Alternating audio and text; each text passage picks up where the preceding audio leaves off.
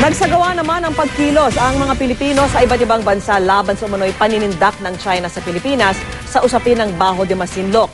At kabilang sa mga nakiisa sa protesta ang mga Pilipino sa Paris, France. Kamustahin po natin ang sitwasyon doon mula kay GMA News stringer Dick Villanueva. Dick? Vicky, hanggang sa mga oras na ito ay patuloy pa rin ang kilos protesta ng ating mga kababayan dito sa Place de la Alma na 200 metro lamang ang layo sa Chinese Embassy dito sa East District ng Paris.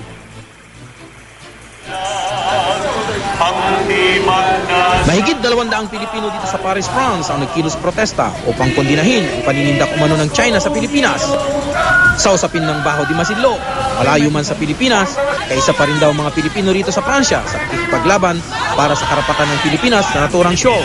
Nais po namin ihingi ng tulong sa international community gaya ng Pransya na ang Pilipinas ay kailangang maproteksyonan. Maging si Monsignor Noe Tomas ng Philippine Chaplaincy dito sa France, dumalo sa kilos protesta. Nais naming makiisa sa lahat ng mga Pilipino sa buong mundo, lalong-lalo na sa ating bansang Pilipinas, sa ating gobyerno, sa ating pakilaban, para sa ating diretso for our national sovereignty.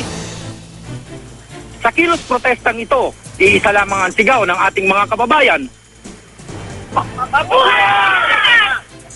Mula rito sa Paris, Dick Villanueva, ang inyong naging saksi.